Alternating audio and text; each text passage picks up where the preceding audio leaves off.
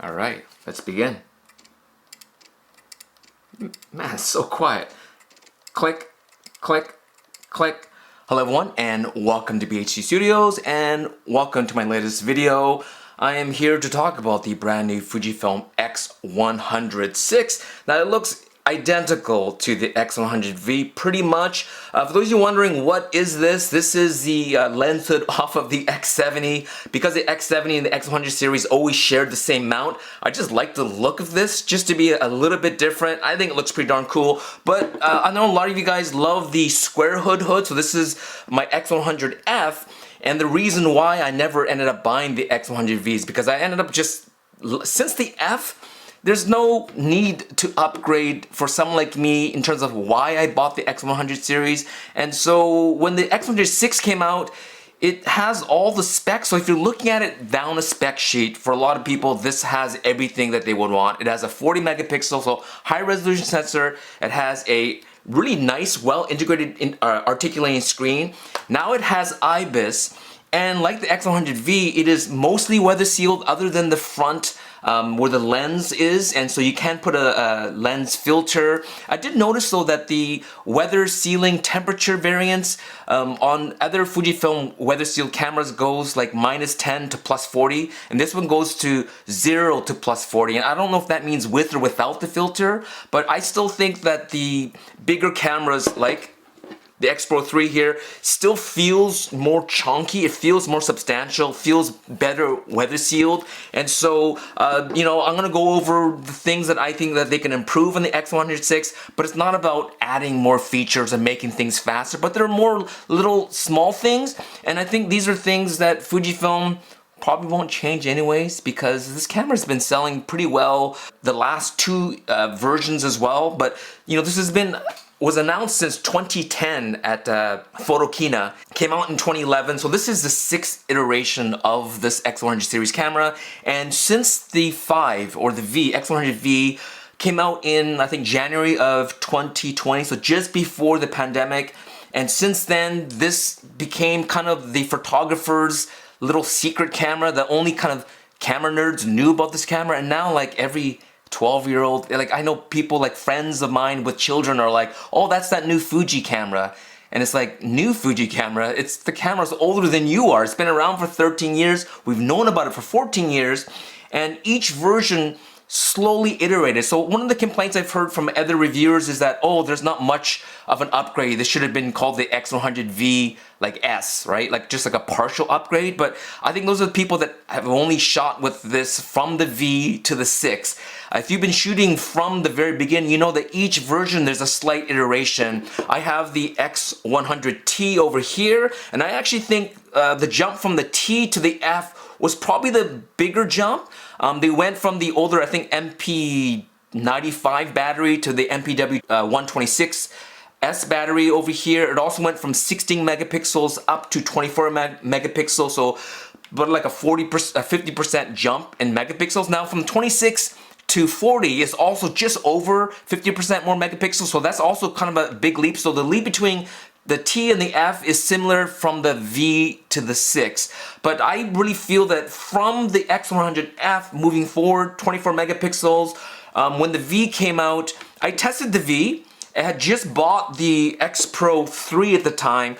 I didn't need an X Pro 3 and an X100V. So as much as I love that camera, this did pretty much everything that I wanted to do, other than it wasn't leaf shutter, so I can't do high-speed flash sync during the day. But I had my Ricoh GR at the time to handle those kind of street photo, scale, zone focusing with flash type of duties, and also something pocketable and small. And so in the end, I skipped the X100V, and now with the X106, it has kind of the things that everyone wanted. I personally didn't care if it had IBIS or not, but the fact that it's in it is awesome. I know a lot of videographers are happy. Since the X100V, it was a decent video camera, as long as it's in shorter spurts, like 10, 15, 20 minute spurts, and not like a 45-minute vlog or something like that, or a 45-minute talking headpiece. But now it's, you know, with IBIS and with better autofocus, although it's still better, I think, to get something like this, it's still, I think the weakness of the leaf shutter is the lens design. This is the new design that started with the X100V.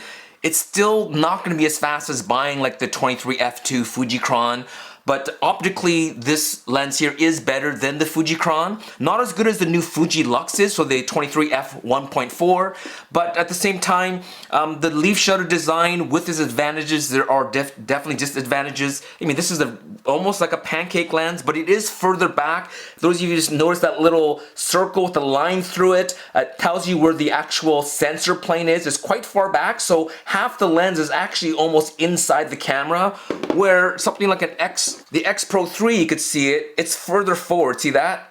So the X100 is a bit further back there, so there's more lens inside, but there are limits to these all-in-one designs, so focus-wise, it's not going to be as fast, but you know, having something of this size and having all the different feature sets, it's hard to go wrong. And in this class of camera, which there aren't that many anymore, back in 2014, 2015, there was tons of competition, even within Fujifilm's own ecosystem, like the X, you know, this is the X30, the last version of the X30. I love this camera, but I had said at the time, as much as I love it, people won't buy it because they had a 2/3 inch sensor in here, and the competition like the RX100, the Canon G7X, G5X all went to a 1-inch sensor. So this needed a 1-inch sensor at the time to compete, but I do hope Fujifilm does return it. But at the time, Fujifilm had the XF series, like the little XF10, I think, then the X30, and then they had the X70 and the X100. So they had 4 lines of point and shoots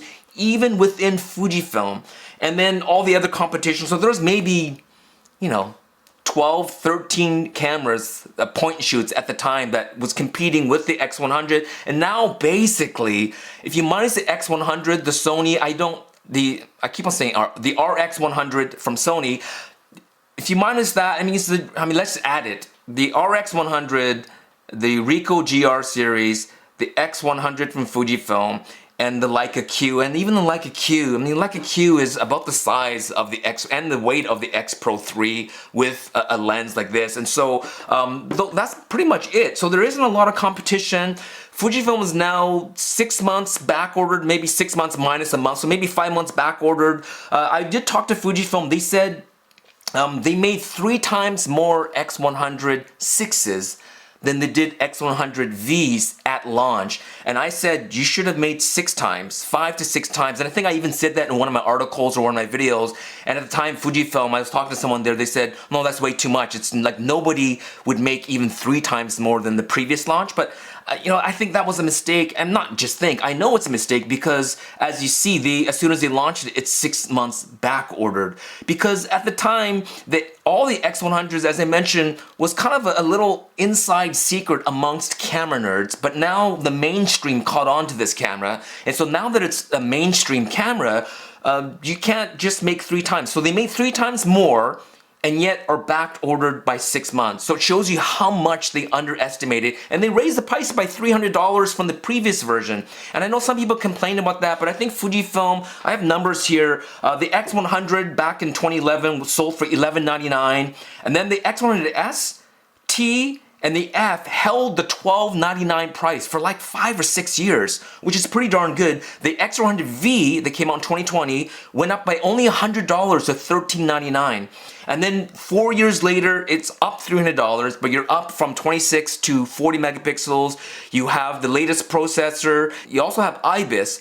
And so for all that, for $300, I think the price is fair. So from 2011 till now, it's only gone up $500 over 13 years. So I think it's still reasonably priced, and considering the closest, you know, competition is a Leica Q at whatever that price is very, I think you can buy like more than 3 of these for the price of a Leica Q3. I think that this is still well priced. So let's talk about, so positives, right? Obviously, this is the best camera, all-in-one, leaf shutter, 40 megapixels, IBIS, articulation. I mean, there's nothing that you wouldn't want. There's things in here that I think that most people don't need, which is I love the OVF, EVF. I usually shoot either in 100% OVF or in the little mini EVF in the corner mode because I actually shoot with rangefinders.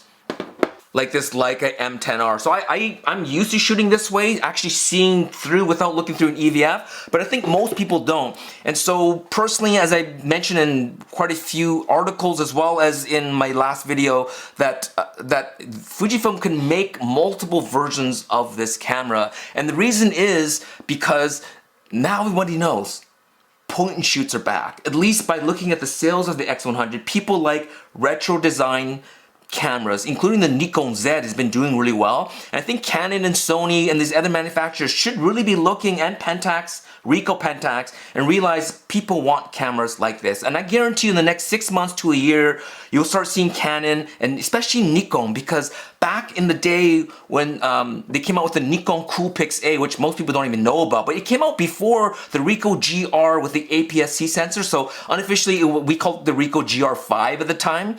But just before that, Nikon came out with the Coolpix A, and I think there was like a $400 or $500 price difference between the Coolpix A, which was a fixed equivalent 28mm with an APS-C sensor. It pretty much functioned like a Ricoh GR, but it was just way too expensive. So Nikon, hopefully, I mean, not hopefully, I know you can make a camera like the Coolpix A again, but maybe with either an OVF or an optional EVF or something like that.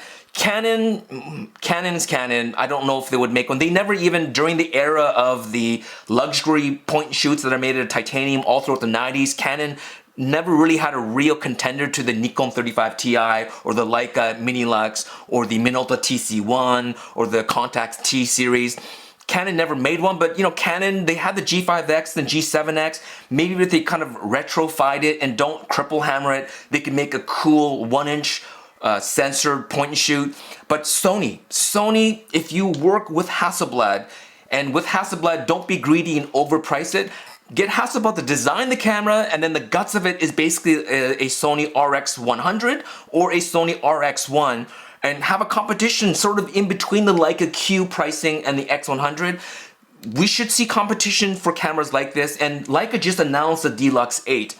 And I already know of 2 people that had pre-ordered the X100VI for their significant other because, you know, they wanted a camera, but they weren't camera nerds. So they said, you know, a camera like this is perfect. It's hard to take a bad photo with a camera like this. And they said they can't wait till September. So they've already canceled. So this is 2 that I know of, canceled their X100VI pre-order and just are going to order the Deluxe 8. And I think that's the one of the cons of the X100VI, which isn't, well, I mean, kind of it's Fujifilm's fault in that they didn't make enough, but really it's because it's so popular, is that if Fujifilm can't make these fast enough, Fujifilm's giving a 6-month grace period for the competition to catch up and make a similar camera for themselves and draw people away. And since Fujifilm made 3 times more X100VIs at launch than the X100V, that means in general, within this product cycle, they may have 3 times more X100VIs out than the previous version. So in 2 or 3 years, there's gonna be too many X100VIs out there, and you will organically see a price drop as you see more competition to the X100VI, as well as just a lot of X100VIs on the market. And so a couple of little things I would talk about with the X100 that Fujifilm could do is make multiple versions. I've mentioned this many times. Have an entry-level X100VI that's $300-$400 cheaper. Have an EVF only version of this, because the X30 basically was a EVF. The X10 and the X20 had an OVF only, which is awesome. They went EVF only, but it still has an articulating screen, but it made it kind of chunky. See that? But it's a cool camera. 2/3 inch sensor, but if they could have an X100 no articulating screen, EVF only, and 26 megapixels at an entry level point, let's just say like $11.99, I think a lot of people that don't need all the power in this, it'd be a great option for them. And then have the standard X100 at the price that it is currently, and then the professional X100, make it more like the X Pro 3. Use a titanium top and bottom plate, add more pro-like features like fully weather sealed, so actually ship with the adapter and that filter, so it's fully weather sealed, and maybe just beef up a little bit of the weather sealing. Another little small nitpicks that I don't think Fujifilm will fix, because I think it's based on the actual interior, the skeletal design, the circuitry design, is that they've always had the I/O on the right side, that's the grip side. So if you're shooting video, most cameras, the I/O is on the left side. Now here, here's the X100T again. Guess what? I/O is on the grip side here. So every X100 since 2011 has had all your inputs and outputs on the grip side, which is on the wrong side. So I understand it'll take a lot of work to move it over to this side, but I recommend that, especially if more and more people are using this for video. As well, the selector switch is if they move this over to here, then the selector switch, where do they put this? Well, as you can see, most Fujifilms have the focus selector in the front. Now I understand why Fujifilm, they want this clean look on the front, but as you can see, the X100T, you can notice there's a T over there. So instead of there being a number or a letter there, I would just suggest to put the focus selector here, but I don't think Fujifilm will do it. And since if they move the I/O from the right side to the left side, memory card slot on this side, I don't like that it's sharing the battery slot with the memory card, and I think that's also what keeps it from putting the MPW235 battery, is because of the memory card slot there. So if they move the memory card slot on the side or maybe over here somewhere, then they can actually make more room for the larger battery, because I think definitely it will fit in here. Also, another little nitpicky thing here, but notice there's no little red dot on the EVF OVF selector switch over here. If you look at even going all the way back to the T, I think even the original one, there's a little red tab in there, and I like that little red tab. I think it looks cool. They got rid of that right here. And so I like that back as well. I don't mind the straight, see how the leatherette is basically straight across? I actually prefer, if you notice here, this is actually a little bit lower. See how this side is lower and then the leatherette kind of goes up on this side here? You can see it even the X30, how it kind of goes up here, the leatherette. This is more of a rubberized thing, but I like that it's not straight. And as well, the X100F had this little notch here, maybe an homage to the Leica. Since the M4, the rewind knob was a little bit angled. They squared it off on the X100V and the 6, and you could tell also the edges are a lot sharper. Kind of like iPhones, they go from round edging to like sharp edges here. I would like to see it maybe, I mean, it does look more modern when it's straight, but I like the slight curve on here, and you can even see it on the X Pro 3 is a little bit of a curve here. It just feels nicer in my hand. I just prefer the way it feels in the hand. So those are like real nitpicks. There's absolutely nothing wrong with this camera.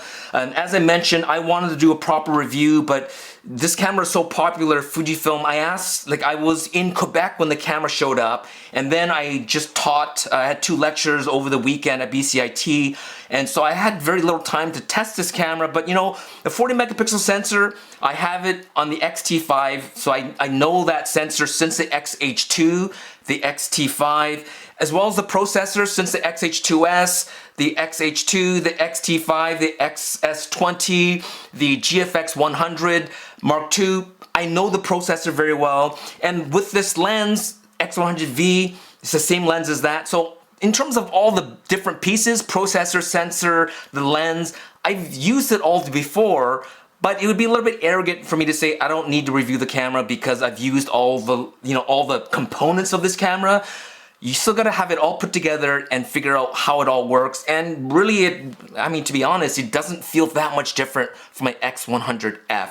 And so I'm gonna keep on shooting my X100F. I love this one. If I ever upgrade, personally, I would go with the X100V because I don't need IBIS. That's not really why I'm not buying this camera to replace all my other cameras. And so this is a fun camera to use out in the day. And so personally, I'm gonna keep on shooting my X100F because I just think it looks prettier. So Fujifilm, it'd be nice if you come up with other colorways. I think that limited edition, it should have been more than just a logo at the top, but just, how hard is it to put a different leatherette? I mean, look how awesome this looks. Doesn't that look cool?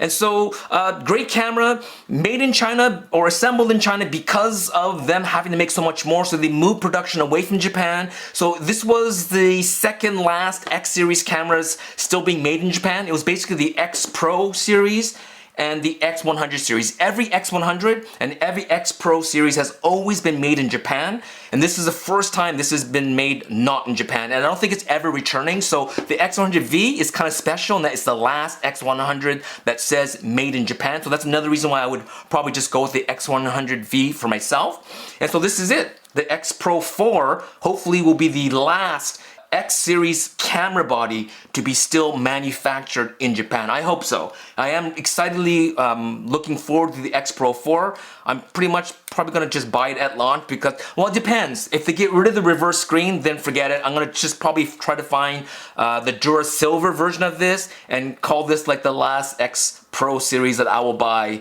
in the near future. But for now, X106, highly recommend this camera to most people. Fujifilm, if you're watching, thank you so much for sending this to me. I talked about all the little updates, but you know, I understand it's a lot to move slots around and stuff like that, but those are the little nitpick things about it.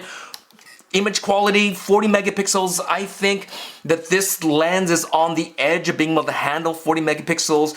I would have been happy with 26. I think most people would have been happy with 26. The Leica Q3 and the Q2 made sense because it had 47 and 60 megapixels, and it started at 28 wide. Most people wanted 35, and so it made sense to punch in a little bit to 35 equivalent on the Q series and say, look, you still have a lot of resolution. With this camera, you're already starting at 35 equivalent, which is what most people want anyway. So, you know, really, if there was a sensor in the middle between 26 and 40, if there was like a 32 megapixel sensor kind of in the middle, I think that would have been better, but I understand why they went with 40.